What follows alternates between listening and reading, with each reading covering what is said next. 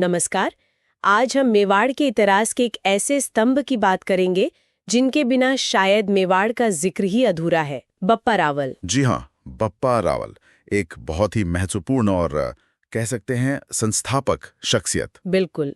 हमारे पास जो जानकारी है वो मुख्य रूप से विकिपीडिया के कुछ हिस्सों पर आधारित है और हमारी कोशिश यही रहेगी कि इन स्रोतों के जरिए हम बप्पा रावल के जीवन, उनकी विरासत और उनके समय के अहम पहलुओं को समझें। हाँ, मतलब कि वो सिर्फ एक राजा थे या उससे कहीं ज्यादा थे, ये देखना दिलचस्प होगा। और एक दिलचस्प बात तो शुरुआत में ही आ जाती है ना?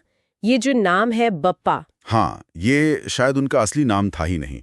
ज्यादातर ये माना जाता है कि ये एक आदर सूचक उपाधि थी, जैसे पिता समान या पूज्य व्यक्ति के लिए। बिल्कुल। जैसे हम बापू कहते हैं। उनका असली नाम तो कालभोज माना जाता है। अच्छा, कालभोज। और ये जानना भी जरूरी है कि वो गुहिल वंश के थे। जी, वही वंश जिससे बाद में सिसोदिया निकले। राणा कुंभा, सांगा, महाराणा प्रताप, ये सब उसी वंश परंपरा में आते हैं। उनका जन्म 712 या 713 ईस्वी के आसपास ईडर में हुआ माना जाता है। उनके पिता महेंद्र द्वितीय वहीं के शासक थे। और उनके शुरुआती जीवन में ना भील समुदाय का एक बड़ा अहम रोल रहा है। हाँ, मैंने भी पढ़ा है। कहते हैं कि जब मुश्किल वक्त था तो भीलों ने ही उनकी और उनकी माँ की रक्षा की थी। सही कहा। और सिर्फ रक्षा ही नहीं, बाद में जब उन्होंने सत्ता संभाली तो अरब आक्रमणकारियों के खिलाफ युद्ध में भीलों ने उनका पूरा साथ दिया। और कहते हैं कि उन्हें रावल की उपाधि भी भीलों से ही मिली थी। अच्छा, ये तो उनके नेतृत्व की जमीनी पकड़ दिखाता है। बिल्कुल। अब आते हैं उनकी सबसे मशहूर उपलब्धि पर, चित्तौड़ विजय। हाँ, ये तो कमाल ही है। महज 20 साल की उम्र में 734 ईस्वी में उन्होंने मानमौरी को हराकर चित्तौड़ जैसा किला जीत लिया। जी, और इसमें किसी हारित ऋषि के आशीर्वाद का भी जिक्र आता है। लेकिन इस जीत का महत्व उस समय के हिसाब से क्या था? मतलब सिर्फ एक किला जीतना? नहीं, सिर्फ किला जीतना नहीं। देखिए, 712 ईस्वी में मोहम्मद बिन कासिम सिंध जीत चुका था। हाँ। और उसके बाद अरब सेनाएं लगातार भारत के अंदरूनी हिस्सों पर, मतलब मारवाड़, मालवा, गुजरात, इन सब पर हमले कर रही थी। तो माहौल काफी तनावपूर्ण रहा होगा। बहुत ज्यादा। और इसी दौर में गुर्जर प्रतिहार राजा नागभट्ट प्रथम और बप्पा रावल जैसे शासकों ने बहुत जबरदस्त प्रतिरोध दिखाया। बप्पा रावल का मेवाड़ और आसपास के इलाकों से अरबों को खदेड़ना वो सिर्फ उनके राज्य के लिए नहीं था, बल्कि वो उत्तर भारत में अरब विस्तार पर एक बहुत जरूरी रोक लगाने जैसा था। और इसी वजह से उनकी प्रतिष्ठा बहुत बढ़ी। तो एक तरफ तो ये सैन्य सफलताएं थीं और दूसरी तरफ वो राज्य निर्माण भी कर रहे थे। हाँ, बिल्कुल। उन्होंने नागदा को अपनी राजधानी बनाया और वहीं कैलाशपुरी में 734 ईस्वी में ही प्रसिद्ध एकलिंगजी मंदिर बनवाया। वही मंदिर जो आज भी मेवाड़ राजघराने के इष्ट देव हैं। जी हाँ, वही। और कहते हैं कि पास में ही हारित ऋषि का आश्रम भी था। उन्होंने आदिवारा मंदिर का निर्माण भी करवाया था। उनके सैन्य अभियानों के बारे में कुछ और भी सुनने में आता है। कुछ कहानियां तो गजनी तक जाती हैं। हाँ, कुछ वृत्तांत मिलते हैं, हालांकि वो थोड़े लोक कथा जैसे लगते हैं।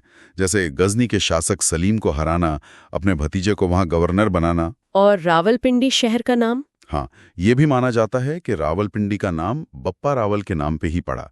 ये उनके प्रभाव क्षेत्र को दिखाता है शायद। और करीब 18 विदेशी विवाहों का भी जिक्र है। 18? वो शायद राजनीतिक संधियां रही होंगी उस जमाने की। पूरी संभावना है।